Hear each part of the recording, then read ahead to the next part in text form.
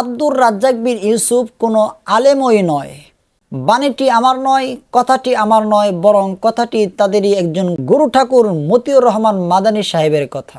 শুধু তাই নয়, আব্দুর রাজ্জাক বিন ইউসুফকে জাহেল উপাধিতে ভূষিত করলেন মতিউর রহমান মাদানী সাহেব। সম্পূর্ণ ভিডিওটি দেখুন এবং শেয়ার করে দিন। আহলে হাদিস মনে বুঝেন, ফাঁসির মঞ্চে যেতে রাজি আছে, বুকের পিছে হাত রাখবো না, এর নাম আহলে হাদিস। ফাঁসি হয়ে যাবে হোক, চুপে আমিন বলবো না, জোরেই বলবো, তার নাম আহলে হাদিস। হাজার হাজার মানুষের ফাঁসি হয়ে গেছে, তার নীতি থেকে ফিরে আসেনি, তার নাম আহলে হাদিস। আসসালামু আলাইকুম রহমতুল্লাহ। ওয়ালাইকুম আসসালাম ওয়া রাহমাতুল্লাহি ওয়া বারাকাতুহু। জি শেখ কলকাতা থেকে বলছি। বলেন প্রশ্ন। আহলে হাদিসের কিছু শাইখ বলেছেন যে যে ফাঁসির মঞ্চে ঝুলতে ও, চুপে আমি বলবে না, মানে আস্তে আমিন বলবে না।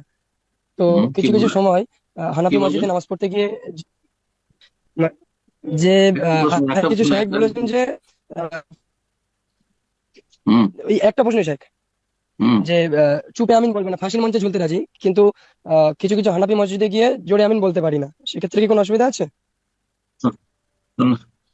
সুন্নত একটা করতে না দিলে মানে লড়াই করে ফাঁসির মধ্যে ঝুলে যেতে হবে? এগুলি আলেমের কথা নয়, এগুলি আমাদের বক্তার কথা। বক্তার থেকে ইসলাম শিখবেন না, মুশকিল আবেগী লোক সব। এরা আহলে হাদিস হলে এদের এলেমের অভাব রয়েছে, এলমের অভাব রয়েছে।